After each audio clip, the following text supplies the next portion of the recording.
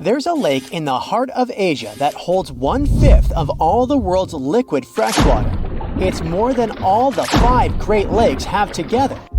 Even if all the rivers on our planet suddenly changed their direction and set on a mission to drain this lake, it would take them a whole year to finish the job.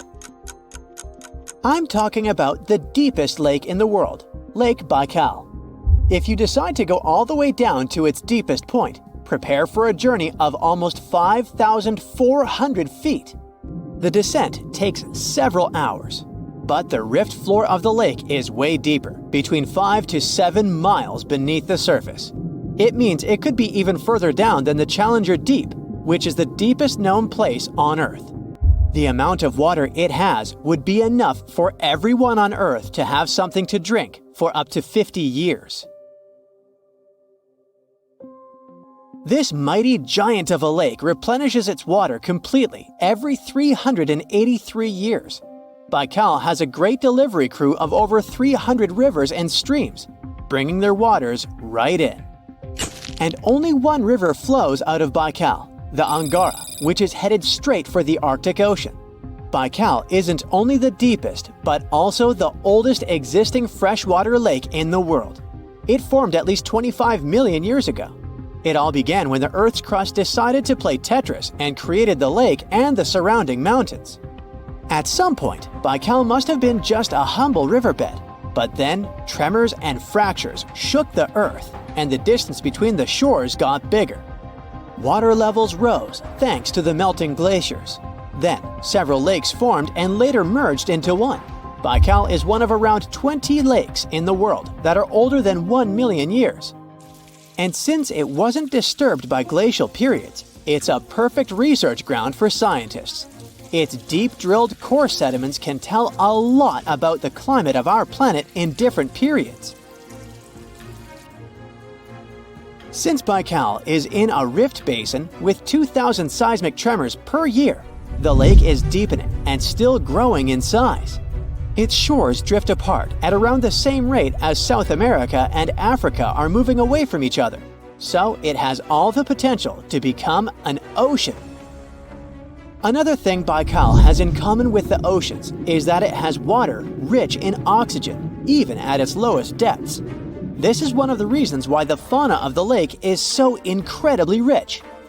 It's home to over 2,500 various animals and 1,000 plant varieties. Around half of them are unique and only exist in this area, like the endemic algae, the Baikal omul fish, and the Baikal oilfish. There are also some bears, elk, and lynx living on its shores. They must appreciate the fact that the temperatures around the lake are always higher than the rest of Siberia, thanks to its huge water mass. Most Baikal dwellers prefer to stick to the bottom of the lake, but there's one brave guy you'll meet if you decide to visit. Meet the Baikal seal, also known as Nerpa. It's the only true freshwater seal in the world. Nerpa's eyes are so cute it nearly landed the part of Puss in Boots in Shrek. Nerpa in Boots sounds good to me. These huge eyes are there to help them follow their favorite pelagic fish underwater. There are other seal kinds that can handle freshwater or use it to breathe, but these cuties spend their entire lives in it. But wait, how did seals, which are supposed to be oceanic creatures, end up in a lake miles and miles away from the sea? About 400,000 years ago, during the Pleistocene era, these adventurous creatures traveled up the river and drainage systems that connected Lake Baikal to the Arctic Ocean. The ringed seal that still lives in the Arctic is believed to be the Baikal seal's closest ancestor. Today, Baikal seals are confined to their freshwater home because of the changes in waterways. And they seem to be pretty happy with their home as they can choose from a huge variety of food to eat. The seals mostly hang out in the north and central areas of the lake, but move south in the winter. The lake gets covered with ice, which they use as a chill-out zone, just like their oceanic cousins use rocks or the beach.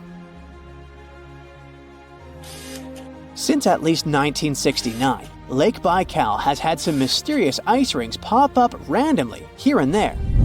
At some point, they got so big that the astronauts even spotted them from space.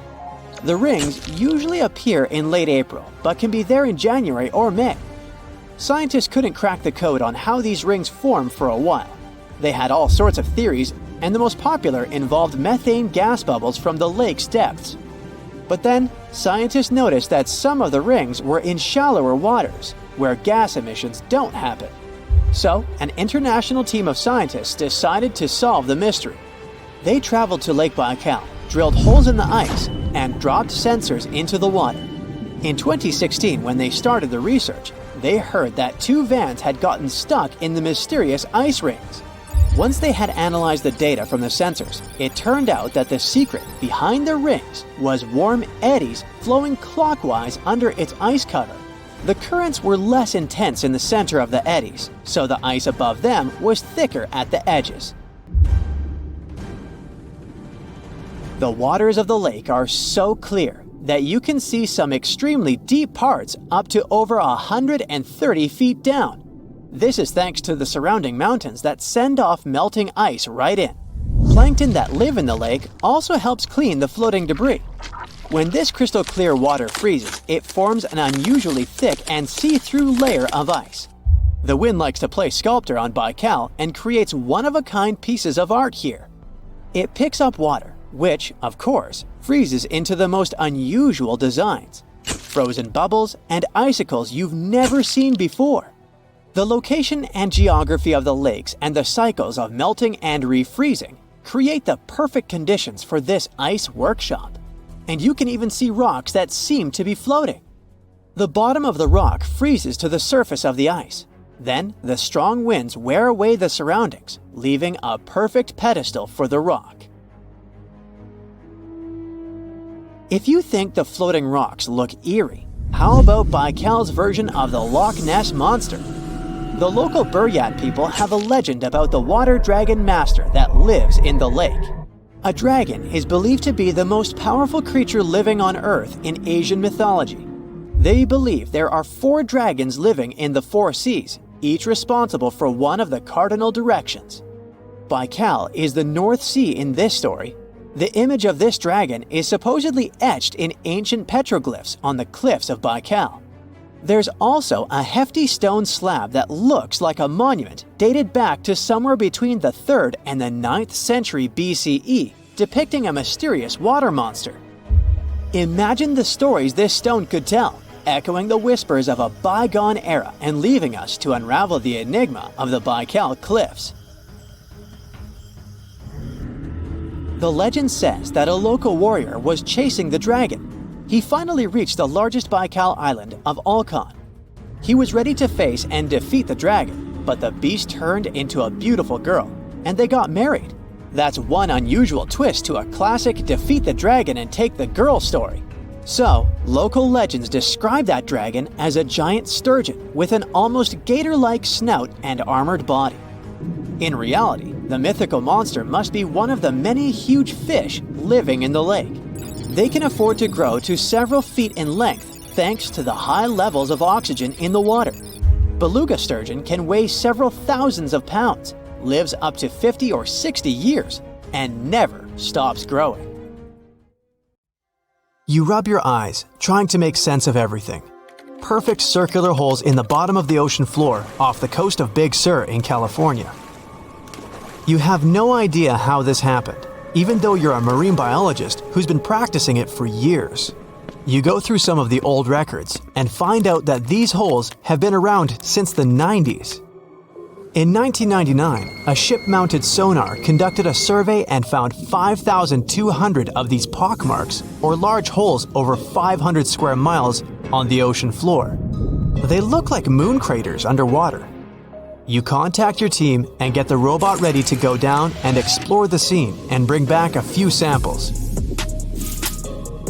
You and the team drive to the coast and hop on the boat.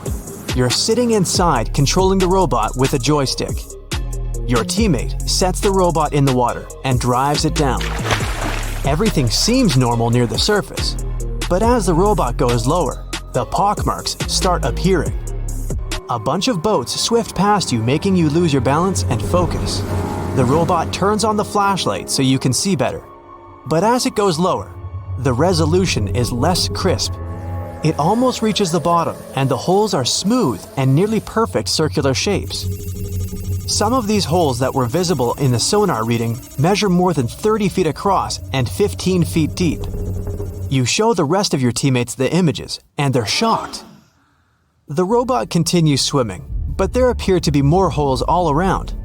Many of them are too small for the scanner to capture from above.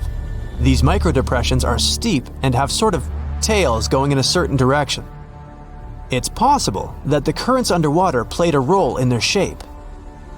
Everywhere the robot swims, there are new holes all around.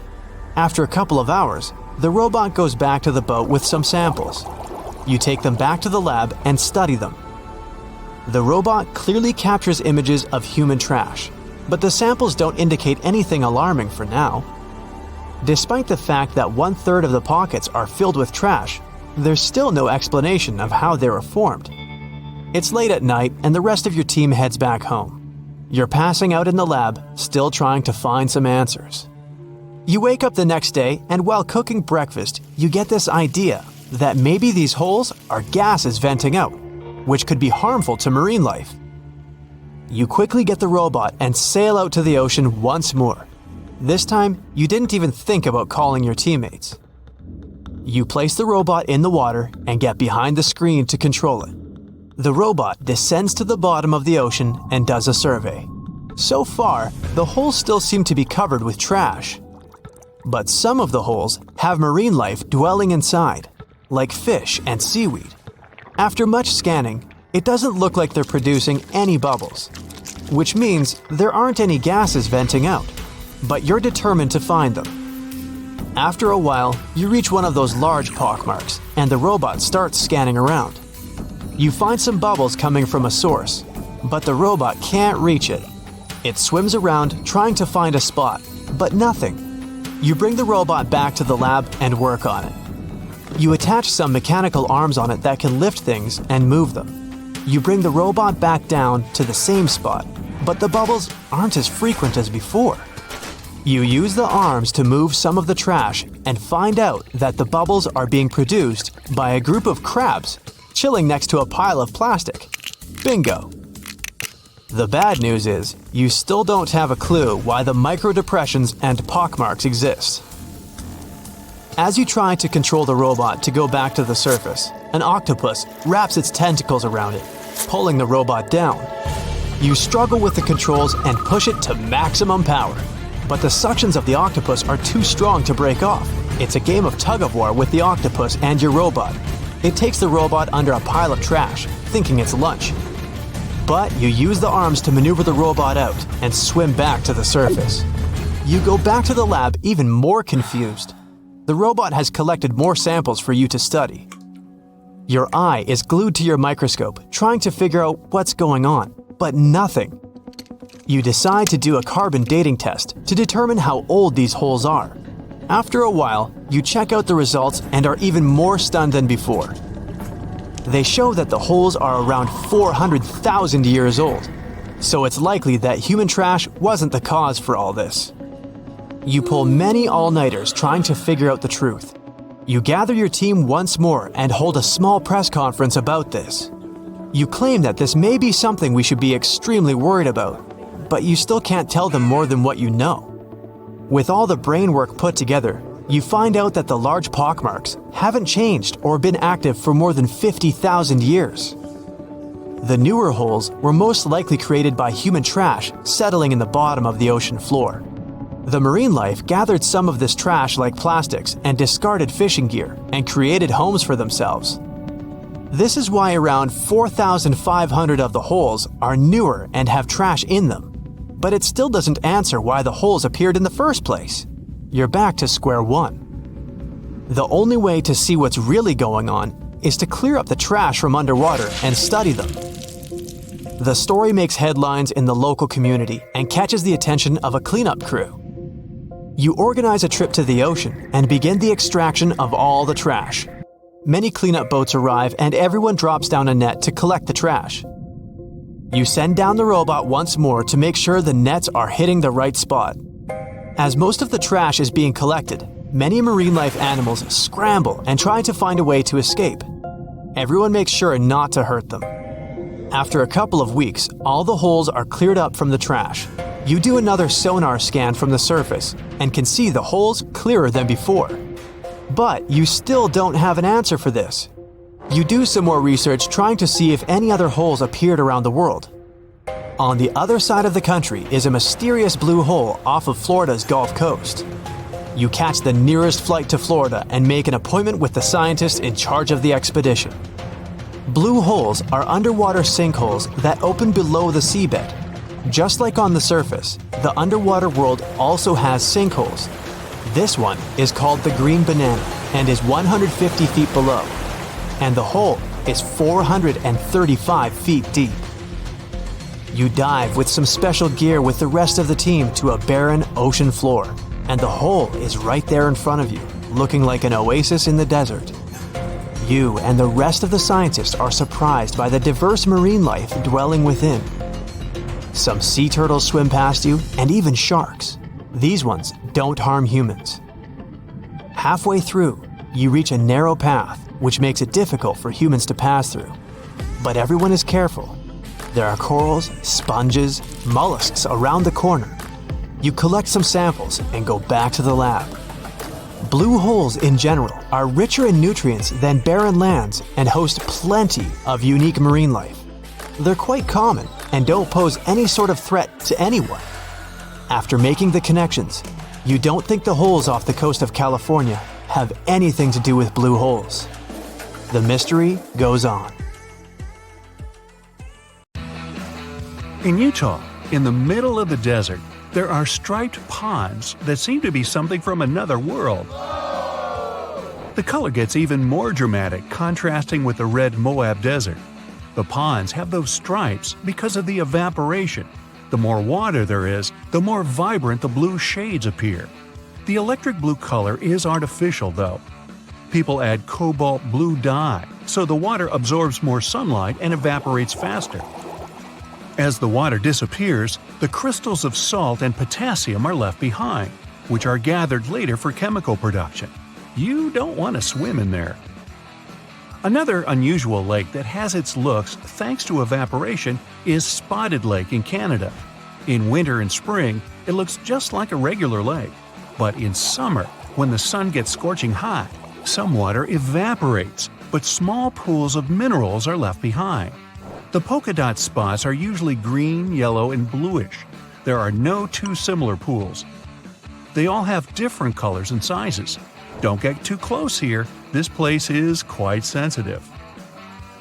Now, if perfection is something you're after, head to Northern Ireland. The place, called the Giant's Causeway, has no extraordinary waters, but the surrounding stones and columns look so smooth and impeccable that it's kind of hard to believe they were created by nature. All those cracks were formed thanks to a volcanic eruption, but the legend has it the site was made by a mythical giant named Fin McCool. He must have been really cool. In Turkey, there's a spectacular site called Pamukkale, which means Cotton Castle in English. Again, legend has it that giants had something to do with it. This time, they left some cotton there to dry, and it later turned into those stunning formations. Scientists kind of disagree with it and claim that it's all about minerals left by the thermal waters. It's up to you who to believe, but there's one undoubtable thing. This place with turquoise thermal water has no look-alike in the world. If you ever pop in this place, don't miss a chance to take a look at ancient Roman ruins left there. Back in 1802, humanity spotted something they never saw before – the pink water. Nope, it wasn't some fancy strawberry lemonade or something. It was an actual source of flamingo pink water. Meet Lake Hillier, located in Western Australia. It's not hard to guess that it attracts people because of its unique color. It never changes and stays pink throughout the year. No giants spotted adding pink dye there, so this time it's all about algae, bacteria, and high salinity. It's totally safe to swim there, but nobody can do that. Regular tourists just can't visit it. Turns out Lake Hillier isn't the only pink water source out there. In Senegal, there's Lake Retva, which looks almost exactly the same. It looks like an extra-large milkshake for the same reasons: high salinity and algae that loves salt. These algae produce red pigments to help absorb sunlight, so the lake color gets even more intense in the dry season. The notorious Thor's Well isn't as dangerous as they say, but it looks a bit scary at high tide. The water fills it from underneath, bubbling and bursting up. Then this vigorous spray of water goes back into that hole, so it seems endless. One more place that depends on tides is Mont Saint-Michel in Normandy, France. The magnificent castle is surrounded by water, but not permanently. Choose the time wisely, it all depends on the moon. The highest tide can be seen 36 to 48 hours after a full moon. Chances are, if you come there at the wrong time, you'll see nothing but a couple of puddles. The Bottomless crater in Siberia looks like a doorway to the neither. It's about a half-mile long and nearly 300 feet deep, and it never stops growing. The deeper it gets, the more layers it has. They show what our planet looked like thousands of years ago, as the slumps reveal the used-to-be climates. The crater appeared back in the 60s, and it all started because of rapid deforestation. Trees no longer cast shades on the ground, and it got hotter. The permafrost melted, the soil cracked, and the crater appeared. In the middle of the Atacama Desert, Chile, you can spot a super weird thing. The rocks rise out of the sand right in the shape of a hand. No giant here again, just a sculptor-artist who made it. Some desert rocks can even walk. Walking rocks, also known as sailing rocks, can move on their own and leave long tracks across one of the valleys in California. Scientists even installed GPS navigators on some of them, and they showed those rocks can move pretty fast.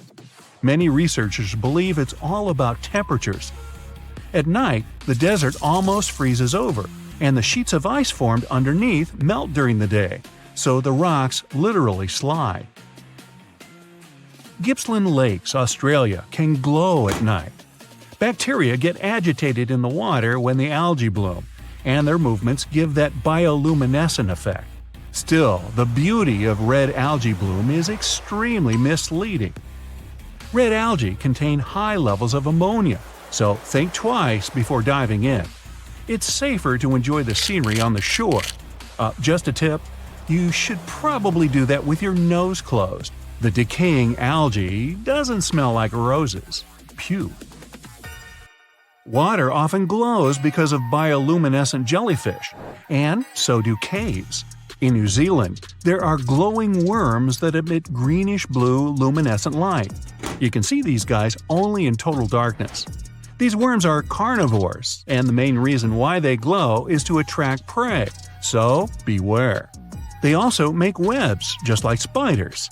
To see them, head to the Waitomo glowworm caves. There are even guided tours. Chocolate hills? Yummy. The name is explained by colors. Those hills in the Philippines have a range of brown and green colors. Have you seen a green chocolate though? This spot has such a sweet nickname because the foliage gets brownish in the dry season. The hill shape is so regular that it's often mistaken for being artificial. Still, these are just some uplifted coral deposits, appeared because of rainwater. Just imagine a beach of ketchup spilled for miles and miles and a never-ending portion of French fries. Okay, it's just a dream, but a ketchup-red beach exists in real life in China. It's called Punjin, and it's at least 18 miles long. Usually, either giants or algae are responsible for such phenomena. This time, these are algae. They turn red in fall and make this beach one of the most colorful in the world. Good news, it's open to the public, but only a small section. We've seen a red beach, off to red waters. Antarctica isn't only white, it can be red too. In the Taylor Glacier, there's a crimson waterfall coming from a super salty lake. The water is rich in iron, which forms rust when it reacts with oxygen. The water stays liquid even at sub-zero temperatures because of the high salinity. Glass Beach in California is another beach that looks so incredible that many people don't believe it's not made by humans. Well, they're partly right. The glittering, colorful glass stones used to be bottles dumped into the ocean. The waves took these bottles, broke them down, polished them to perfection, and voila! The beach is ready. Another thing created by accident is Fly Geyser in Black Rock Desert, Nevada. An energy company was drilling the soil in search of geothermal water, and boom! Today it's a scalding fountain of green and red water rising up to 5 feet high. Well, let's play a guessing game. Why is the water colored? It was a random giant walking around who added some dye in there. Or it's the thermophilic algae. Right, it's all about the algae again. In western Venezuela, locals living close to the Catatumbo River aren't afraid of lightning because they see it almost every single night within the clouds. It starts at around 7 p.m. and doesn't stop until dawn. The everlasting Catatumbo lightning once stopped for a few months, from January to March 2010. It was probably due to drought. No magic algae in this river, guys. Many believe it's just because of cold and warm air currents meeting around the area. Now, this island may not have incredible natural phenomenon, colorful algae, or even giants, but it has an enormous population of cats, which makes it literally the best place in the world, if you like cats. Cat Island in Japan has quite a plain story. Back in time, people would go there in search of silkworms. Mice feed on those worms, so cats were a must there. If tourists come there, they can stay in cat-shaped cabins. Clever. Naturally, no dogs are allowed there. Oh, and if you want to make a donation, you can always feed the kitty. Lake Titicaca is a real record breaker. It's the highest navigable lake in the world. It's also the second largest lake in South America. It sits at 12,500 feet above sea level. That's 2/3 as high as Mount Kilimanjaro. But there's a mystery beneath the waves of this body of water that separates Peru from Bolivia, an ancient city that scientists discovered in the year 2000. That's when a team of international archaeologists came to the shores of Lake Titicaca to investigate talks of a site hidden underwater. Since the 1950s, there were rumors among the local population of its existence. It took them 200 dives to reveal the full scale of the lost city. Luckily, the waters near the Bolivian shore weren't too deep, around half the height of the Leaning Tower of Pisa. They found 24 structures in total. They were spread across an area the size of 2 football pitches. There were agricultural terraces, complete with a stone wall. They even discovered a section of a paved road. But the most important find was a temple. More than 20,000 artifacts have been retrieved from it. Cooking utensils and ornaments were made from stone, gold, and ceramics. A real archaeological treasure trove. The local Bolivian authorities are planning together with UNESCO to open an underwater museum. The idea is for the structure to float on water. They want to share the cultural heritage of Lake Titicaca with the whole world. But how old are these precious finds? The experts' estimate is between 1,000 and 1,500 years. Individual artifacts were even 2,000 years old. So who lived in the area around that time? If the Incas were your first thought, sorry, you're wrong. The Incas lived after this period. They established their capital in Peru in the 12th century. The people who inhabited the lost city were the Tiwanaku. This civilization was the largest in the region at the time. Their land was located in parts of present-day Bolivia, Peru, Chile, and Argentina. The name of their capital was Tiwanaku. No surprise there. They constructed it on the shores of Lake Titicaca, making it one of the highest urban centers ever. At its height, the city had 10,000 residents. This was between the years 500 and 1000. For comparison, these were the early Middle Ages in Europe. Scientists don't know much about the culture of this pre-Columbian civilization. They never developed a written language. The more famous Incas didn't write down words as we think of them today either. Instead, they used a system of knots tied in ropes. It was called quipu. They had different colors, but science still hasn't cracked the code. However, the Inca's spoken language, Quechua, survived until the present day. There are some 12 million speakers of it spread across South America. And for the Inca people, Lake Titicaca held special significance. It's an essential part of their creation myth. According to legend, a deity emerged from the lake with some human beings. He ordered the sun and the moon to rise into the sky. With their help, he then created other humans from stone. He brought them to life and commanded them to go and populate the planet. For the Incas, Lake Titicaca was a place of birth. They believed that the spirits of the deceased returned to the lake. An important part of the myth is Isla del Sol. It's Spanish for Island of the Sun. It's a tiny island in the Bolivian east part of Lake Titicaca. On its northern tip, there are mysterious ruins. This is a stone maze that scientists believe Incan priests used in their rituals. The labyrinth of stone is not the most impressive sight on the island. In its south part, there are 206 stone steps that lead to a fountain. Some even believe this is the famous Fountain of Youth. Anyhow, the fountain sits in the shade, so it's definitely a lifesaver after climbing all those stairs. At least visitors don't have to worry about the heat. The average summer temperature is just 57 degrees Fahrenheit. The Incas have influenced the history of Lake Titicaca in another strange way. Some 500 years ago, they started entering the territory of the native tribes. To escape danger, they constructed an artificial island and sailed away to safety. Even when the Incas were long gone, the natives continued the tradition. Today, there are some 120 of these human-made islands floating in the northwestern part of the lake. They are home to around 1,300 people. The natives make them from totoro reed, a durable, water-resistant plant that grows in the area. Lake Titicaca's rich cultural history has earned it its Incan nickname, the Cradle of the World. But it's not the only lake in the world that hides an underwater city. Take, for example, Turkey's largest lake, Lake Van. It sits in the far east of the country, and it covers the surface 2.5 times bigger than London. Its turquoise blue waters are popular with tourists. Local archaeologists thought there was something interesting about the lake, but then a discovery stunned the scientific community.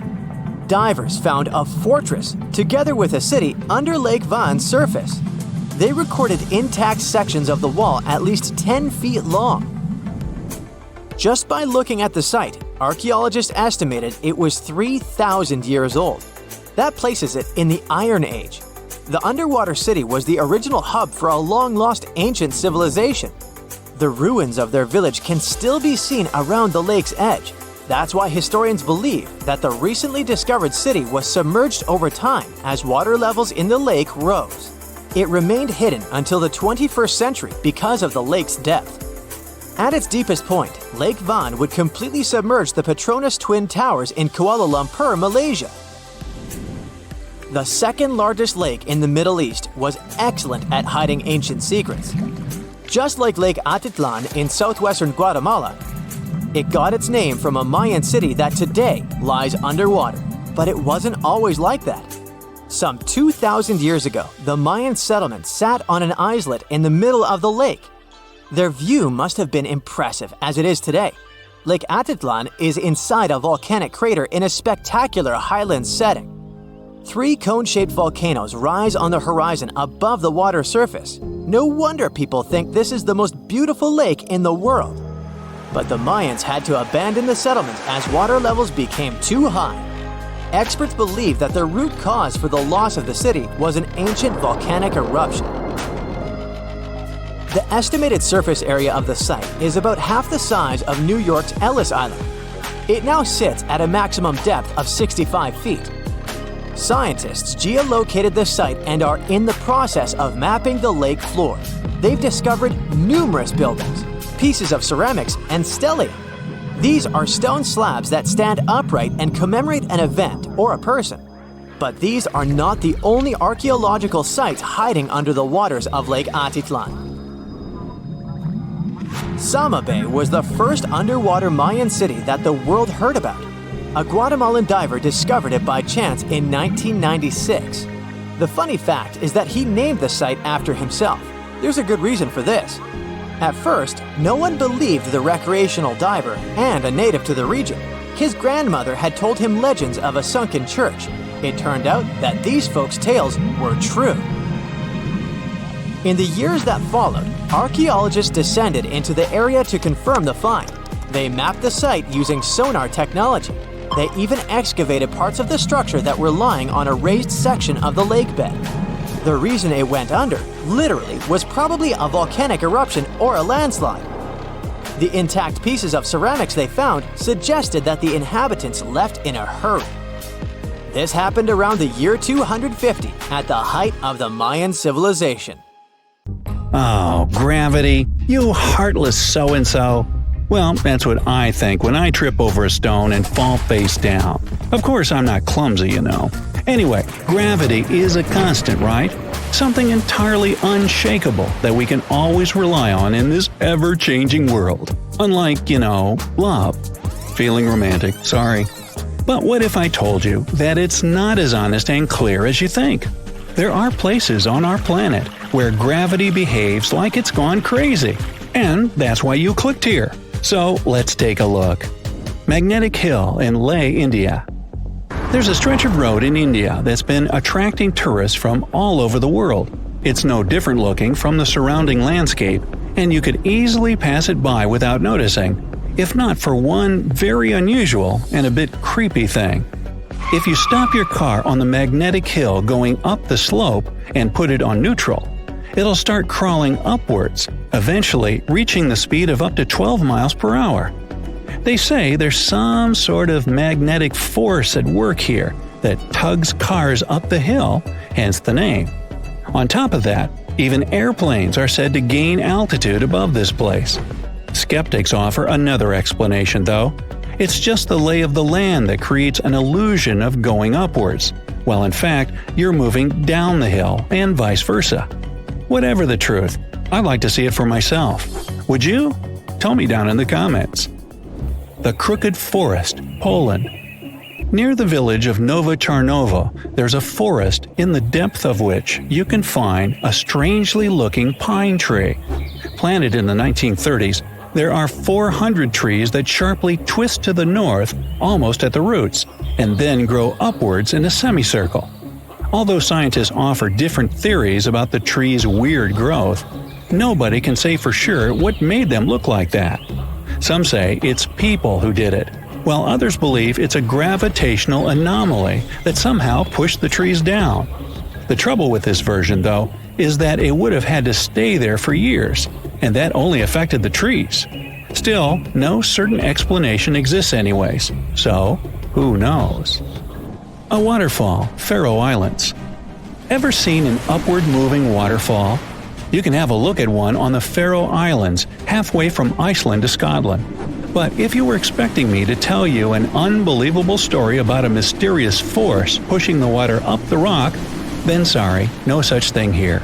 The truth, however, is quite jaw-dropping anyway. The winds in this place are so powerful that they lift the water and throw it back up. I guess it was this kind of wind that allowed Mary Poppins to travel on her umbrella. Sounds good. In fact, this waterfall is not unique. There are several more places on Earth where winds create an illusion of defied gravity. For example, there's the Kinder River in England that has a waterfall constantly struggling with the wind. It's so strong that half of the Cascades water seems to just fly up without ever touching the bottom of the drop. Hoover Dam in Nevada, USA. If you ever get up to the top of the dam, which is about 726 feet high, you can try a little trick. Take a bottle of water and pour it over the edge. You'll see the water flow up instead of spilling down. Once again, this isn't really any magic or unnatural phenomenon.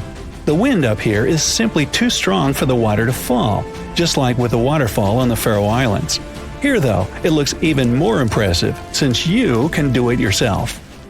Dokkaebi Road, South Korea. Another gravitational anomaly located on a road. Locals once found out that if you put an empty can or a bottle on the ground, it will immediately start rolling uphill. Unlike other such places in the world though, Dokkaebi Road doesn't just create an illusion. When you walk down the slope, you don't feel as if you're going up. Everything's pretty normal. But once you put down an object that can roll, it will do that in the opposite direction than it should. Local authorities were quick to get the idea and put a signpost directing curious tourists to the mysterious road. Golden Rock, Burma. If you happen to be in Burma, these days it's also called Myanmar, make sure to visit this well-known site. A gold leaf-covered boulder sits upon the edge of a cliff, and a small pagoda is built on top of it. The impressive thing about the rock is that it only lightly touches the cliff for support. In fact, it looks like the boulder will fall any minute now, but it has been standing like that for centuries. On top of that, the pagoda built upon it is not really a recent addition, so it's quite an unusual sight to see. The rock seems to be saying, "Gravity? I don't care about that stuff." The legend has it that what keeps the boulder in place is a single strand of Buddha's hair. Well, I don't know about that, but you can check out the rock for yourself and see that it's not attached to the cliff by anything. And yet, it's not budged for 2,500 years. Something must be at work here, huh? Stone of Davasco, Argentina. If there ever was a thing that said, "I defy gravity" out loud, it's the Stone of Davasco. The huge 300-ton boulder stands precariously on the edge of a cliff and rocks a little bit from side to side in the wind. People even checked it by putting glass bottles under one of its edges. They exploded with another movement of the rock. Unfortunately, today you can't see this wonder of nature as it was a century ago. In 1912, the boulder suddenly dropped from its perch, which it had occupied for literally hundreds of years. The people in the nearby town of Tidal were so sad about this event that 95 years later, in 2007, they decided to restore the stone. Well, not exactly put it together chip by chip. They made a plastic replica of the rock and put it on the same spot and even in the same position. So even today, coming by Tidal, you can see its famous balancing boulder. More of a symbol now, of course, because it's no longer rocking and only weighs 9 tons. But instantly recognizable nonetheless. Devil's Tower in Wyoming, USA. Remember this place from the movie Close Encounters of the Third Kind? If not, you should go watch it, but not right now. This place doesn't make you feel like you're witnessing some magic and doesn't really trick gravity right before your eyes. Sounds almost boring compared with the rest of the sites on my list, right? But the true mind-blowing feature of Devil's Tower is that scientists can't explain how it came to existence in the first place. You see, it's an 867-foot rock formation with walls so steep they're basically vertical. But that isn't even the main thing. This piece of stone just rose amid rolling plains of Wyoming with nothing like it for miles and miles around. So how is it that such a flat landscape could have suddenly given birth to something so tall? Theories abound, but nobody has the answer yet. My theory? Well, perhaps here is where the Earth has a giant outie belly button. Well then, you come up with a better theory. Oregon Vortex, USA. The House of Mystery in Gold Hill, Oregon amazes its visitors with gravity-defying effects. You can't stand straight there, always leaning to the side and having to hold on to something for balance. Balls roll upwards. And there's also a broom that stands perfectly still wherever you put it, unlike virtually everything else in this shack. The local Native American tribes called this place the Forbidden Ground, even before the house was built there, and they avoided approaching it. The owners of the shack, though, decided to turn it into an attraction, and they succeeded. They created an atmosphere of mystery around the place and spread the news about it in newspapers and later on the internet. And voila, a perfect anomaly is made. In fact, it's no more than a curiosity, a human-made optical illusion that tricks your eyes and other senses. Hudson Bay, Canada. Okay, we've talked about some pretty ambiguous stuff, but now it's time for the real deal, the Hudson Bay anomaly. This is probably the only place in the world where gravity is indeed lower than anywhere else on the planet. Even skeptics can't smirk at it because the difference has been measured with precision equipment. So, does it mean that the gravity here is as low as, say, on the moon then? Unfortunately, or is it luckily, I'm not sure yet, the difference is minuscule. The exact value is 0.005%, or 1/200%. You won't be able to feel it even if you try your hardest, but it's still there. Scientists say this anomaly exists because of the ice sheet that covered the area about 10,000 years ago. It compressed the rocks so much that they still can't fully recover, shifting the gravitational field in Hudson Bay. Sometime in the future, though, the gravity will return to normal in this area as well. No moonwalk for me then. On the outside, the surface of this lake looks like the aftermath of a disaster. Empty tree trunks spike out of the turquoise waters. The lake is surrounded by mountains, making it a quiet but unsettling place. But those who dare to swim under these dangerous waters will soon discover a whole new world. This isn't the beginning of a fairy tale, it's the actual story of Kayindi Lake, located in Sati, Kazakhstan. Back in 1911, an earthquake caused a major landslide in this location. The valley created eventually filled up with rainwater, practically submerging the forest. The trees that are located above the waters might look very sad, but beneath the surface, they remind you of an underwater forest. Since the waters are crystal clear most of the time, you can still see this fascinating view even from its shores. The ice-cold water makes this lake so tricky and, at times, even dangerous. And don't forget about all the algae, plants, and submerged trees that can rapidly become risky obstacles. Hey, I enjoy a steamy hot bath, but this boiling lake I'll tell you about now is really the stuff of scary dreams.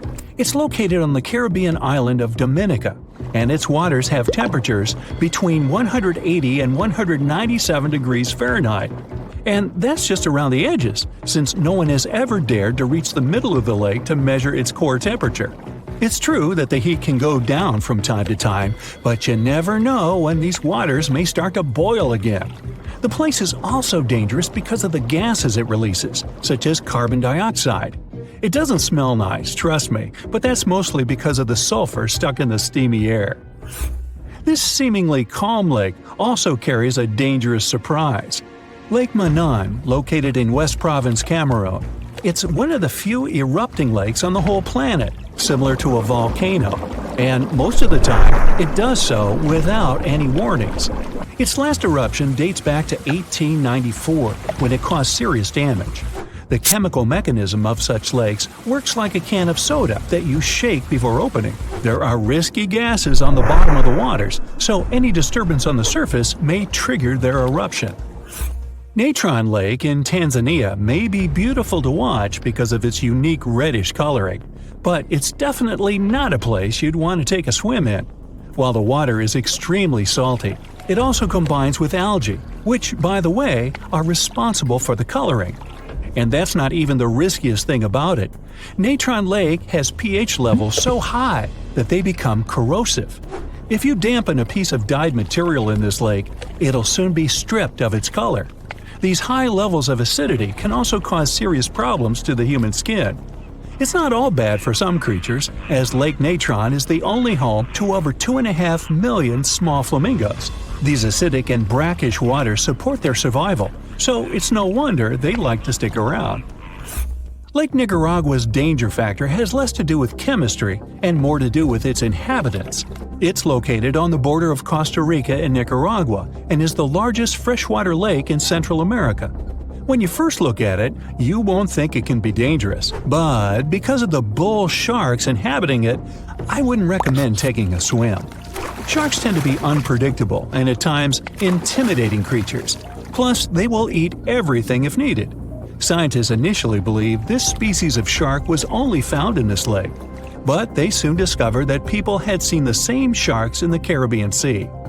These astonishing creatures not only cross a distance of over 120 miles to get here, but can also adapt to freshwater, something not all fish can do.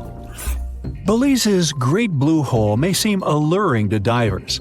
I mean, it has a gorgeous deep blue color and is pretty close to the mainland, about 62 miles. The problem is that beneath the surface of these tranquil waters is a mixed-up series of tunnels which contain many types of coral and other wildlife. These caves are what makes diving through the Great Blue Hole tricky. More so, specialists discovered that deeper into the waters there are fewer and fewer creatures. Why? Because of a hidden layer of hydrogen sulfide that spans over the whole width of the sinkhole. Since there's no oxygen, no creature can ever survive this deep into the hole. Lake Lanier is the largest lake in the state of Georgia. It has a lot of visitors each year, about 11 million, so that's about the same number as visiting the Louvre Museum in Paris.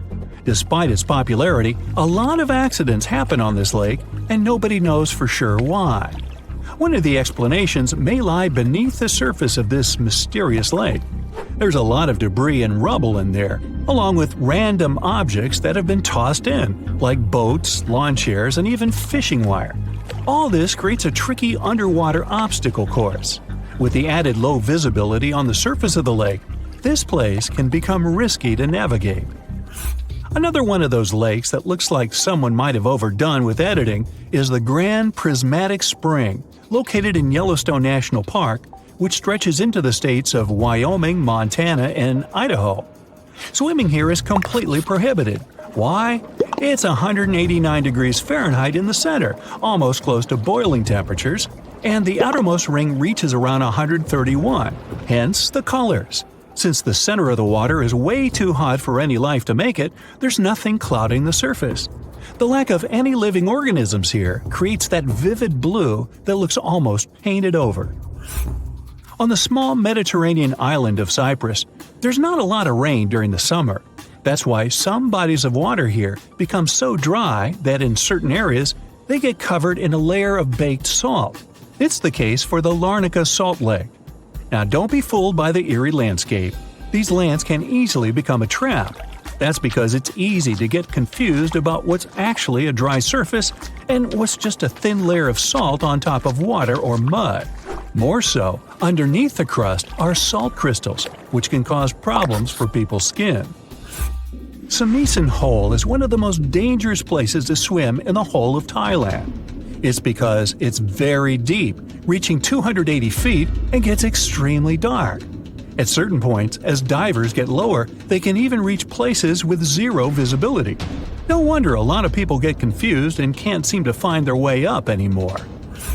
The largest lake in Africa and the third largest lake in the entire world is called Lake Victoria. Not all of its waters are unsafe for people, but some regions can rapidly cause problems. Why? Particularly because it has its own isolated weather system, and that makes the weather really unreliable. It can go from bright and sunny to terrible in a matter of seconds. I mean, who would want to get caught swimming in the middle of a storm, right? Pustoye Lake is located in Siberia, so I'm guessing I don't need to tell you the waters here get extremely cold. But if you look at the lake, there's nothing out of the ordinary with these waters. Is that completely true? Most likely not, and people tend to avoid swimming here at all costs, even if they can resist the freezing cold waters. So, what makes Lake Pustoye so mysterious and dangerous? Well, nothing seems to want to live here, and scientists have yet to discover why. They tried to fill the lake with many types of fish and various plant species to see if they could survive in the waters, but the results were disappointing. Since we don't know exactly what makes it so difficult to survive here, don't go running for your swimming trunks just yet. It's best if you stay away. Hey, you don't have to tell me twice. You're strapped in a boat cruising down the Amazon River with the sun scorching hot.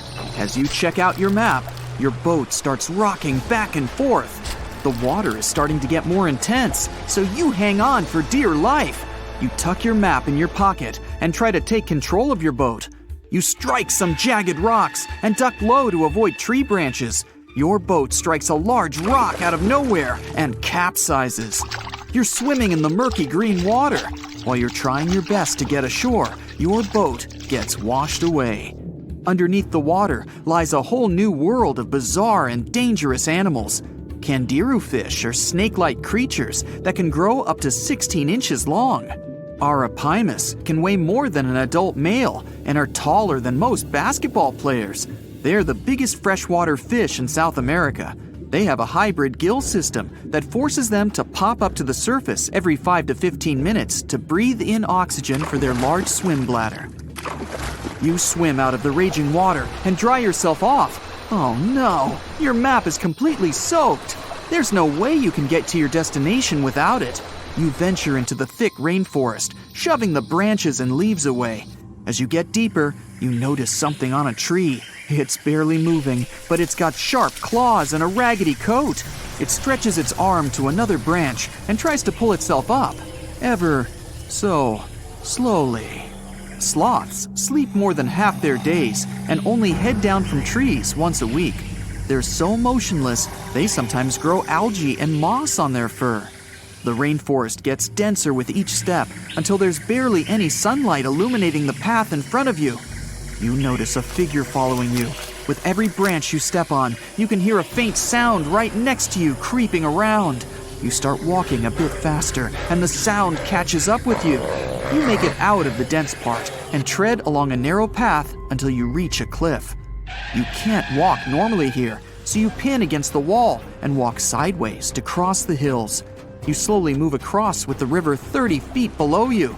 You move your right foot, and some rocks fall into the river. You keep going and misstep. You're about to fall, but you hold on to a large tree branch and pull yourself up. You notice a couple of colorful poison frogs inches away from your fingers. Touching any of these frogs can be extremely dangerous and harmful, despite their amazing color patterns. The golden poison frog is one of the most poisonous animals in the world. One of them hops right next to you, so you let go of the branch and fall back in the river. The river is washing you down until you reach a calm current. Underneath you is a swarm of piranhas swimming with their sharp teeth. The red color on their skin is unmistakable, so you swim off like an Olympic athlete. Piranhas will eat anything that gets in their way, no matter the size. You grip onto a log and climb up a small rock to catch your breath. There's a huge electric eel underneath the rock. Despite their name, they're more related to catfish than eels. They use their powerful 600 volts of electricity to defend themselves and catch food. You're stuck, unless you're like the common basilisk that can run on the water like a jet ski. These incredible lizards have special webbing on their toes and can run the distance of a basketball court. You hop on a bunch of rocks until you reach the land. You continue walking along the riverbank until you come across a moving rock. You rub your eyes and see it moving again. It's a dinosaur-looking turtle that resembles a crocodile with armor. The mata is a freshwater turtle that disguises itself with its surroundings to catch prey. Their heads stretch longer than their bodies. You shimmy your way past it and continue. You head back into the rainforest and find a spot to rest. Wait, there are giant ants everywhere. They're the biggest ants in the world and can produce one of the most painful stings out there, even comparable to a wasp's sting. You immediately get up and find another place to rest. As you continue walking along, you notice the same feeling of something following you. You can hear some leaves rustling, but it's getting dark and there's no way of telling. You find a nice little spot to build a campfire and catch some Z's, but in the Amazon, everything is a threat. Except for those cute capybaras wandering around. They live in groups next to water sources. They're also the biggest rodents in the world. You don't need to worry about them if you're stuck in the middle of the Amazon rainforest. Suddenly, you feel something slithering up next to you. You look down and see a massive green anaconda just about to constrict you. They are the heaviest snakes in the world and can grow up to 20 feet long and have a huge appetite. You get up and sprint your way out of there. All right, you found a decent cave to crash in. It's daytime again, and you're still alive. You continue walking along the rainforest. You were able to find some breakfast to boost your energy for the rest of the day. You spot something on a tree that looks like a branch, but it's actually a potu, a master of disguise that can spend days motionless on broken tree branches. These bizarre birds use those branches as their permanent home, where they lay their eggs and chill all day. You continue your way through the rainforest and see a Brazilian wandering spider crawling on a tree branch right in front of you. 8 of these species can be found in the Amazon area. They are some of the most aggressive and venomous spiders out there. So, you make a big detour and walk away from it. You feel someone walking next to you again, but you still can't figure out what it is. You see a steep cliff with a waterfall hitting a large lake ahead of you.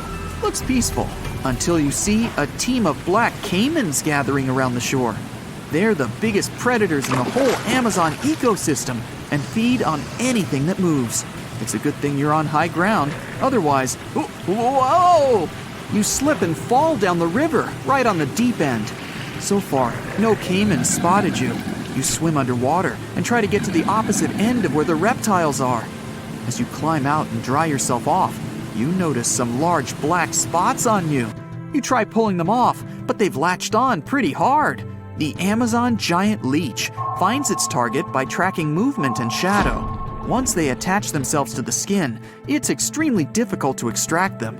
The best way to do so is to slide your finger next to its mouth and pull it off slowly. Ugh.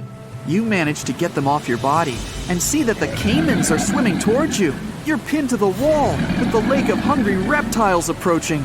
Suddenly, a pink dolphin jumps out of the water and splashes all over them. They can grow larger than humans and are the celebrities of the Amazon.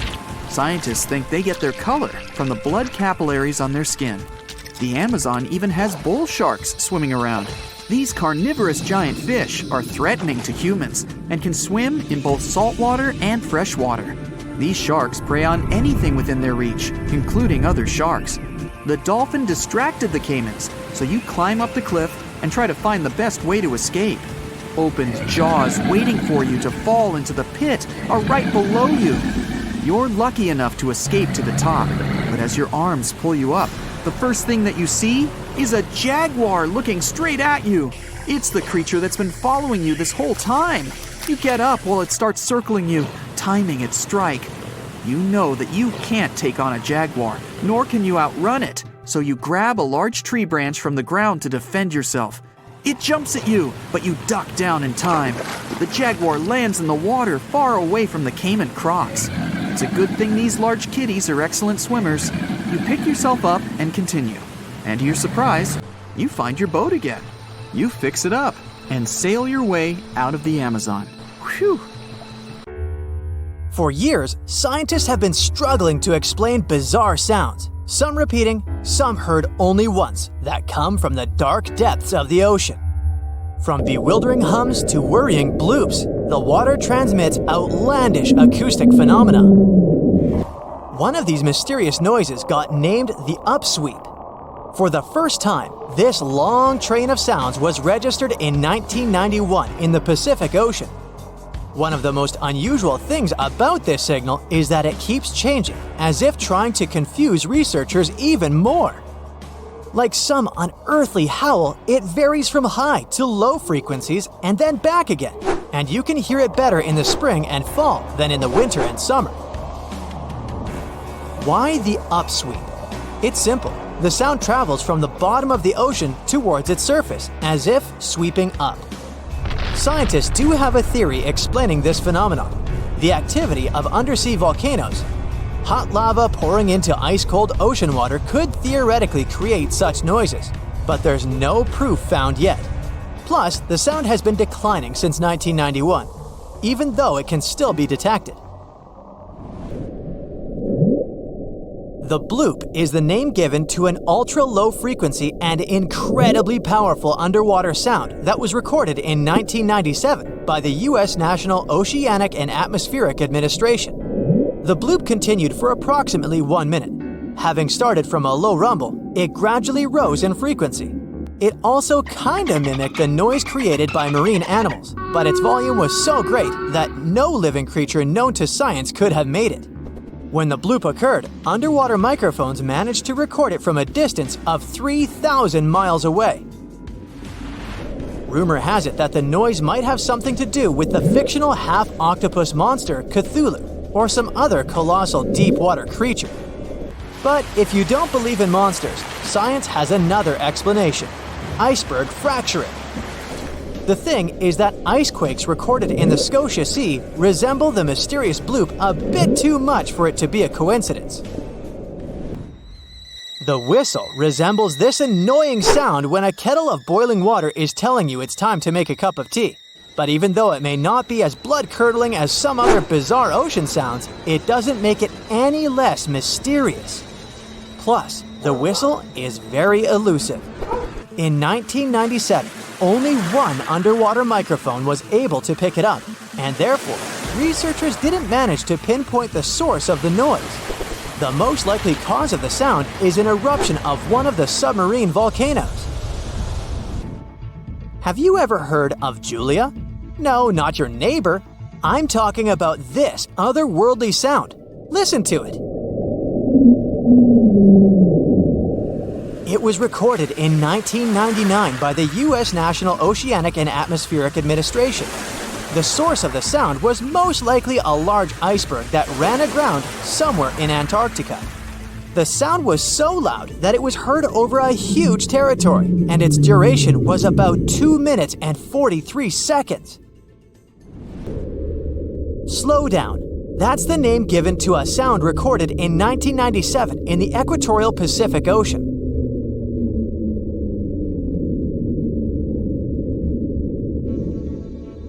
The sound was called this way because it slowly decreased in frequency over 7 minutes or so. It's been picked out a few more times since it was recorded for the first time. The source of the sound isn't very mysterious. Most likely, it was produced by a massive iceberg that became grounded in Antarctica, or it was caused by moving ice. By that, I mean the friction produced by a large ice sheet moving over land. The loneliest whale sound is often called the 52 Hz whale because the animal that creates it calls at a unique for these creatures frequency. When you listen to this sound, it sounds like a low bass note. At the same time, it's much higher than the normal frequency of the whale call, which rings between 10 and 40 Hz. Interestingly, scientists have been listening to the world's loneliest whale for decades, but haven't managed to figure out its precise location. Nobody knows whether the mammal is male or female, what species it is, or if the animal is still alive. After all, for the last time, its call was recorded in 2004. Earth-shaking booming sounds have been reverberating off some parts of North Carolina for more than 150 years. Called Seneca guns, they're most often heard near the coast. The sounds are so powerful that they often rattle window panes and sometimes vibrate entire buildings. They can last from 1 to almost 10 seconds. Even though scientists haven't cracked this mystery yet, there are some theories. They range from earthquakes to severe distant storms and quarry blasts. But even though the ground trembles every time the phenomenon occurs, no seismic activity coincides with these events. So far, scientists have come to the conclusion that the mysterious sounds happen in the atmosphere, not on or under the surface of our planet. If this theory is true, bolides might be the answer. These extremely bright meteors often explode once they enter Earth's atmosphere. Or Seneca guns might be born in the ocean. Sometimes, when enormous waves collide far away from the shore, you can hear it, even if you're nowhere near the coast. Seneca guns are a type of sky quakes. You don't need to travel to a particular part of the world to hear one of those. Mysterious sonic booms ramble from the sky everywhere, from the US to India and Japan. Just like Seneca guns, this sound phenomenon occurs mostly near the coast or a big body of water. Rattling glassware and windows in the nearby houses, skyquakes could be connected with ultra-fast airplanes breaking the sound barrier. But people started hearing the first skyquakes in 1824. The theories trying to explain this phenomenon include sand dunes shifting, meteors entering the atmosphere, distant volcanoes erupting, Earth's crust cracking during earthquakes, and even gas bursting out of underground vents in the sea or lake bottom.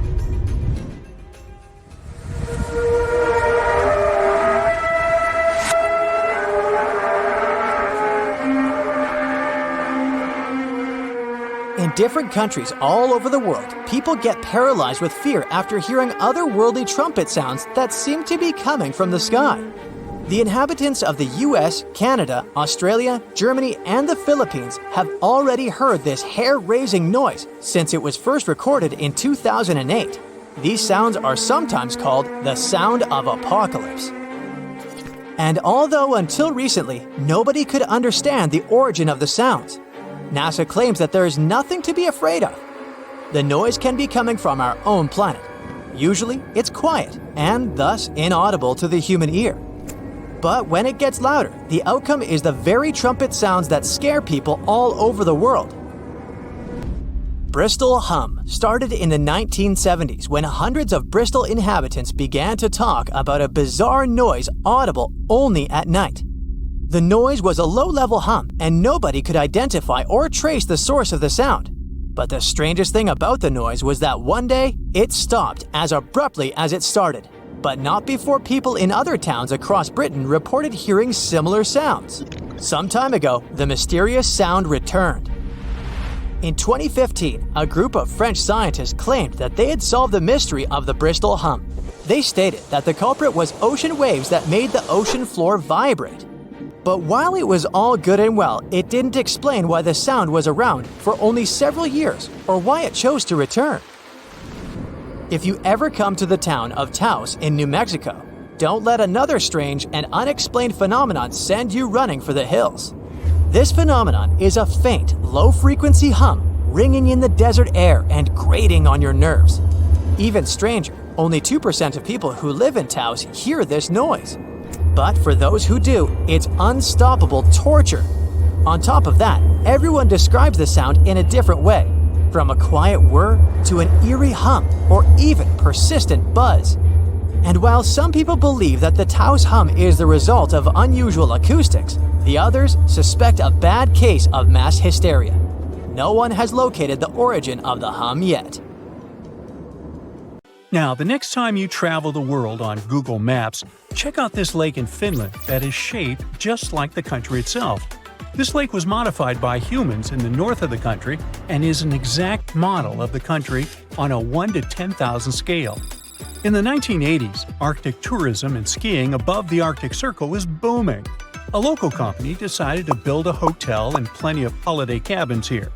The pond, shaped like Finland, was supposed to bring more tourists to the area. They managed to finish it in just 1 week with 2 excavators, a tape measure, and a few sticks. And I must say, they did a great job. If you don't like long elevators, head to Hanover, Germany. One of the outdoor elevators there only travels for a few inches, and the whole experience takes a few seconds. It has become a real star on social media after some tourists posted footage of it, so you might have to wait in line to enjoy your short ride. In case you're wondering what's the point of this elevator, well, it's installed at the local train station. Every inch counts when you're traveling with heavy luggage or have limited mobility, so it's a good way to navigate within the station. Gummy bear fans, you might want to know that your favorite chewy treat has enough energy in it to start a fire show. If you drop 1 gummy bear into an ignition tube with a small amount of molten potassium or sodium chlorate in it, it will quickly disappear in a ball of fire with an impressive fume cloud. First, potassium chlorate melts. Then the melted potassium chlorate breaks down and releases oxygen. The sugar in the gummy bear burns quickly, turning into carbon dioxide and water, which gives off a lot of energy. After everything cools down, you can look at what's left. The black stuff is unburned carbon, the white solid is potassium chloride, and the caramel-looking stuff is partially burned sugar. So we only have 6 muscles in our outer ear, and cats have an impressive 32. That's why they can rotate their ears 180 degrees and use them to show their current mood. If you see the ears are upright and facing forward, you have one happy cat. If the ears are rotated to the sides, sort of like airplane wings, or angled backward, your kitty must be really stressed or afraid of something. Ears held low or rotated to the sides could be a sign the cat is sick, so watch out for those. A stray dog in Brazil got a job as a professional car consultant at a local Hyundai dealership. The company manager noticed a stray pup next to the dealership and started leaving food and water for his new friend. Other staff members also fell in love with the pup and finally decided to adopt him. The The doggy got a home, a job, and the name Tucson after Hyundai's popular compact SUV. Tucson's job includes wearing a tie, getting behind the wheel, and winning over the hearts of customers. You can see from the company's social media that he excels at all these tasks. In Mexico, they like to spice up mango and citrus fruits with salt and chili pepper. You can try mango with a shrimp taste in the Philippines and salted watermelon in the southern states. When you're eating a sweet fruit sprinkled with salt, you'll notice the salty flavor with the first bite, and the sweet fruity taste follows a bit later. And when you get used to it, it feels as juicy and amazing as ever. It's most likely because salt affects the sweet taste receptor for sugar, and then the real magic happens on a molecular level. You can try and put salt on any fruit you like, but the effect will be different. Salt can make sweeter fruits like cherries and strawberries even sweeter and balance the flavor of grapefruit, pineapple, and watermelon. Now, back in 1956, long before the first dating apps were a thing, or apps in general, a Swedish sailor named Ake Viking decided to ask the sea for help to find a soulmate. He put a short message to someone beautiful and far away in a bottle and let it travel the world. 2 years later, he received a reply from a girl named Paulina from Sicily. She wrote that she wasn't really beautiful, but she thought it was super cool that the bottle had covered such a huge distance. That's why she decided to let the sender know she had found it. Well, they became pen pals, and after a while, you guessed it, Viking moved to Sicily to marry his one and only Paulina. That unique pattern on your fingertips stays with you for your entire life. If you happen to damage your fingerprint somehow, or develop some skin condition that can change them, they'll still grow back within a month. As you grow older, the skin on your fingertips becomes less elastic and the ridges get thicker, but the pattern still doesn't change. It just becomes harder to scan. If you work as a bricklayer, though, or have to handle certain chemicals, you might lose some details in your beautiful natural pattern. But no worries, once you stop doing those activities, you'll get your fingertips back. Unless maybe you're a meat cutter. If you still believe in the 5-second rule, there's some bad news for you. When your food hits the floor, it instantly becomes a bacteria magnet. Researchers discovered that moisture, surface type, and contact time all play a role in how badly contaminated your food will get. Food with high moisture levels, like juicy watermelon, are more likely to get in trouble fast. In a different study, researchers swabbed the floors around the University of Illinois in a lab, hall, dormitory, and cafeteria to see how many organisms they could find. Even on dry, sterile surfaces, germs relocated onto cookies and gummy bears in less than 5 seconds. For some foods, it took less than 1 second for the transfer to begin. The first Barbie doll was made in 1959, but her great-great-great-grandmother comes from ancient Rome. Archaeologists found some incredible sarcophagi during construction work in Rome in the 19th century. One of those had a 9-inch long doll next to its owner. The head and body were made from a single piece of ivory. Its arms and legs were separate and connected with a clever nail mechanism, allowing them to move. Its face was so detailed that it looked like a tiny portrait. The doll even wore a tiny gold ring with a key on its finger and had a small ivory box full of jewels, tiny mirrors, bone combs, and the remnants of accessories. But Ken was nowhere to be found. In case you're looking for a new job and you love to cuddle, there might be an opening for you. As weird as it sounds, a professional snuggler is a real job. There are several companies that provide cuddling services and look for staff members who are ready to give hugs and snuggles and listen and support people who really need it. Now, anyone can give hugs to others, but you need to be trained in professional cuddling to make money out of it. You will need to learn to set boundaries with your future clients without hurting their feelings and to mentally care for others without giving away too much of your own personality. Famous scientist Nikola Tesla knew that the whole world would go wireless back in 1900. He mentioned that devices no larger than a watch would be able to transfer signals precisely. Back then, it was a revolutionary idea the scientist got while conducting experiments at one of his labs. Tesla was so confident about the success of his idea that he even convinced famous banker J.P. Morgan to invest money in his project. The World Wireless System involved a tower shaped like a mushroom on the shores of Long Island. It was supposed to transmit messages, phone calls, and images to ships across the Atlantic Ocean. Sadly, because of financial issues, the tower was never finished. Oh well, it all turned out now, didn't it? Hello, distinguished guests, and welcome to Aquarium Bright. Here, you will get to see the most dangerous sea and ocean creatures. But don't let what I said mislead you. It's very well possible for you to come across one of these underwater animals during a walk on the beach. So, take a look at them carefully now, and you might just avoid a disaster. Is it fish or is it stone? What you're looking at is commonly known as the stonefish, but its fancier names include the Dornorn and the Sinancia. If you're into diving and observing the underwater, you might already have come across one without noticing. Its appearance makes it almost impossible to distinguish it from a real stone due to its gray coloration and mottled appearance, especially if you're wearing fogged snorkel goggles, so you better pay attention because otherwise the consequences can be unfortunate since stonefish are the most venomous fish known. Although some types of stonefishes are known to live in rivers, and most of them are found in coral reefs near the tropical Pacific and Indian Oceans. Their needle-like dorsal fin spines stick up when they're disturbed or threatened and inject the poison they contain. The most common reason why stonefish stings occur is swimmers stepping on them without realizing it.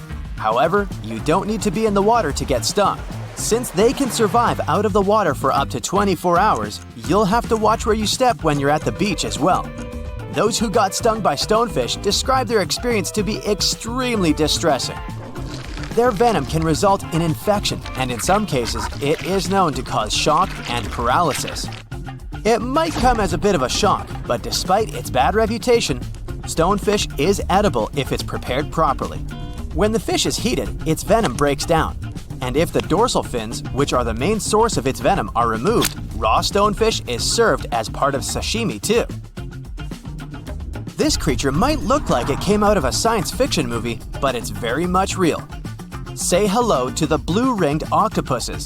Don't be deceived by their small size, which can range between 5 to 8 inches including their arms, because they're packed with venom to cause great damage to as many as 26 people within minutes.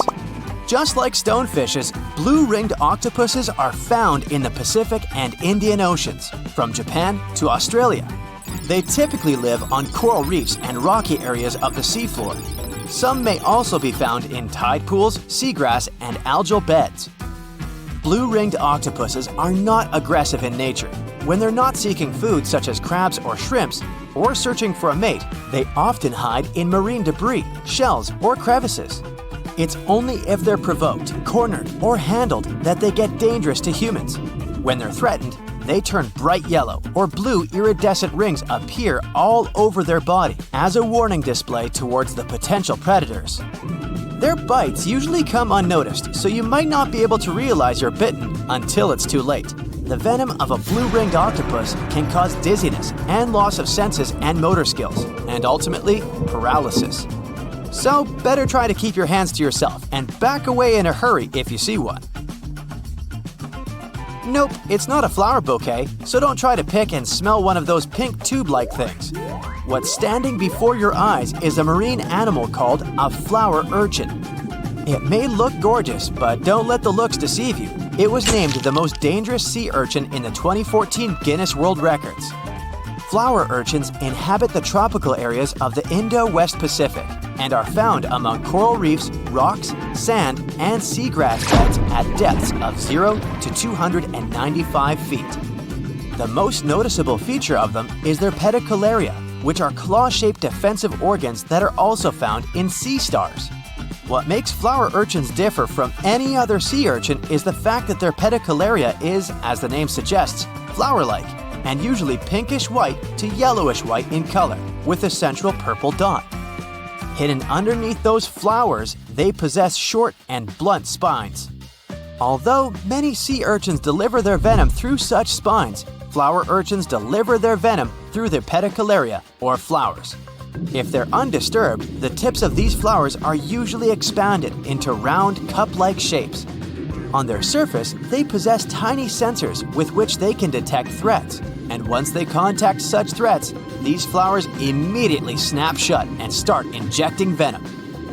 What's weird is that the little claws of the flowers can sometimes break off from their stalks, stick to the point of contact, and continue injecting venom for hours into whoever touched it. Yeesh. Looks like a giant puddle of melted strawberry ice cream, right? You wish. It's a lion's mane jellyfish, which is also called giant jellyfish, Arctic red jellyfish, or hairy jelly. They're known to prefer cool water. That's why they can mostly be found in the Arctic, northern Atlantic, and northern Pacific Oceans. But it's possible to spot them around the British Isles or in the Scandinavian waters too. Lion's mane jellyfish are one of the largest known species of jellyfish. They get their name from their long, flowing hair-like tentacles and can reach lengths up to 10 feet. And although the average bell diameter of a lion's mane jellyfish is around 20 inches, they can sometimes attain a diameter of over 7 feet. The largest lion's mane jellyfish recorded was seen in 1865 off the coast of Massachusetts. It was measured to have tentacles around 125 feet long and a diameter of 7 feet. To help you picture it, this is longer than a blue whale. Lion's mane jellyfish hunt by extending their tentacles outward and creating a trap to catch their food. Since they have around 1,200 stinging tentacles, the fish would have to be extremely lucky to be able to escape them. The sting of a lion's mane jellyfish is usually not life-threatening, but you would still want to avoid swimming into its tentacles because it can be very painful to humans. And if you see one washed up on the beach, better not touch it because it can still deliver a sting long after they've been on the shore.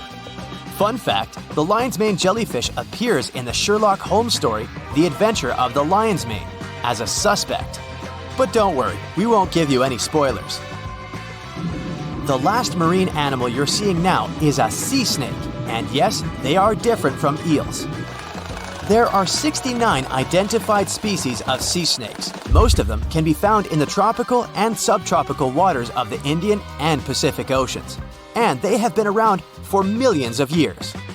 To make things easier, scientists have separated all different species of sea snakes into two categories: true sea snakes and sea kraits. Whereas true sea snakes spend almost all their time at sea kraits can spend some time on land as well. If you see a snake on the beach, you can tell whether it's a land or sea snake by looking at its tail. If it's paddle-like, then that's a sea snake you got there, but make sure to keep your distance in both cases. All sea snakes need to surface regularly to breathe since they have no gills. That's why you can come across one while swimming. If that happens, you better swim away as fast as you can because most sea snakes have more venom than the average cobra or rattlesnake. However, since they only attack if provoked, bites are quite rare. One more cool fact about sea snakes: they are the only reptiles to give birth in the oceans. The majority of sea snakes keep the eggs within themselves and give birth to nearly fully formed snakes while swimming. That's except for the yellow-lipped sea krait though. They come onto land to lay eggs of their little ones. Remember the stonefish from the beginning of our tour? They're hunted by sea snakes. Blame the food chain. You're walking along a hot desert under the scorching sun. You run out of supplies. There's no more water. You dream about rain, but there are no clouds in the sky. With each step, you lose more and more strength and fall. You notice a small pond nearby. Is it real water or just a mirage? You can't get to your feet, so you crawl there. The water is getting closer by the minute, but not because you're moving towards it. It's the water approaching you. In a few minutes, the pond area increases. Here, you're already in it. A small lake is formed, 60 feet deep, at the place where the piece of desert was. This real event happened in 2014 in the Tunisian desert. No one knows exactly on what day the lake appeared, since this part of the south of Tunisia is sparsely populated. At first, shepherds passing by saw the lake and didn't believe their eyes. In the next few hours, hundreds of locals came running to the place. They began to swim, jumping into the water from the surrounding rocks. But a few days later, something strange happened to the lake. In the beginning, it was a crystal clear turquoise blue color, but then it turned dark green. People didn't attach any importance to this and continued to swim. They shouldn't have done that. The scientists and geologists arrived and immediately announced that it wasn't safe to swim in the lake. Muddy green water means the lake is stagnating. It's not refreshed, it's not fed by underground springs. Now the lake is filled with algae and a lot of harmful bacteria that can cause serious diseases. They also found out that this region of Tunisia is filled with huge deposits of phosphate. This substance can disintegrate and leave radioactive traces. The lake can be carcinogenic, toxic, and hazardous for any living organism. But people didn't worry about this too much. They walk in the middle of the desert, while the sun heats the air to 104 degrees Fahrenheit. Most of them are unlikely to refuse to jump into cool water, despite the warnings of scientists. Until now, no one knows exactly the reason for the appearance of the lake. Some scientists believe the lake was formed because of heavy rains. The lake is surrounded by rocks and is located inside a canyon. The water could just accumulate after each storm. Some geologists think an earthquake was the cause of the lake. A small seismic activity provoked the rupture of the Earth's rock above the water table, and through this hole, all the water splashed out. And if this theory is correct, then the lake can be pulled back underground through cracks. This is the same as when you pull the plug out of a drain hole in a filled bathtub. Any small earthquake is like pulling the plug out. Therefore, if you find yourself in these places, don't swim in this radioactive lake. We're going to the Caribbean Islands region. Among the clear blue sea, you can find a unique lake. It's located on one of the paradisical islands. You may not even notice the lake right away. The entire territory may seem like a huge concrete platform, but the main thing is not to step on its surface. Pitch Lake is a lake filled not with water, but with liquid asphalt. This is the largest asphalt deposit in the world. Steam is coming from all over the lake as it's hot. The depth of this lake is 250 feet. An entire passenger Boeing could fit there in an upright position. The lake is not fully studied, but scientists believe there's a deep fault in the Earth's crust under it. A huge amount of oil seeps through it. It passes through various chemical compounds and turns it into the asphalt. According to rough estimates, there are about 10 million tons of hot material inside this place. Theoretically, no life can exist in such conditions, but scientists have discovered a colony of microbes. Somehow, these creatures have learned to survive here. This also suggests that life outside of our planet may exist. The largest moon of Saturn, Titan, has many hydrocarbon lakes on the surface. And if the simplest forms of life appeared among a million tons of molten asphalt here on Earth, then nothing prevents them from appearing on Titan. We're going to Indonesia, to the island of Java. You need to climb a large volcano to see the next phenomenon. The volcano is overgrown with grass and trees, but it doesn't seem to be sleeping. Smoke is pouring out of its mouth. You climb to the top and see a clear lake instead of boiling magma. The blue sky is reflected in its bright turquoise surface. But don't try to jump there. This lake is filled with acid. The magma inside volcanoes comes from the deep bowels of the Earth's crust. The incandescent liquid consists of many molten metals and chemical compounds, and the lake is filled with particles of these metals. In addition, the volcano emits sulfur dioxide gases. When they combine with metals, they form a beautiful turquoise color. You'd better come back here at night. In some places, a lot of sulfur is concentrated. These accumulations come out of the lake and come into contact with the air. When this happens, everything around bursts into bright blue flame. It's safe to observe this from the side, but don't get too close. Nearby, on this island, there's another acid lake. It also releases sulfurous gases into the air, which are easily ignited when in contact with oxygen. And when this happens, the gases burst into a bright blue electric flame. It's difficult to see the flames during the day. At night, you can see these flashes from afar. Our next location is Australia. You start the drone high above the forest area. Among the green dense forests, you can see a bright pink spot. It's our lake. This time, the beautiful pink color may not stop you from swimming. You can relax here and take beautiful photos. The lake attracts thousands of tourists, but scientists have only recently been able to find out the reason for the unusual color. At the bottom of this salty lake in Melbourne, special algae grow and secrete a red pigment. In combination with sunlight, high temperatures, and a small amount of precipitation, it turns the lake pink. By the way, Australia is not the only place with such a phenomenon. There are lakes with a pink tinge of water all over the world. You can find them in Senegal, Bolivia, Kenya, and many other countries. The water of these places is also salty and contains the red pigment of unusual algae. We leave the hot beaches and fly to cold Canada. Here, we see a frozen Lake Abraham. We step on the ice and notice huge frozen bubbles inside. They resemble jellyfish, and there are thousands of them there. This is methane.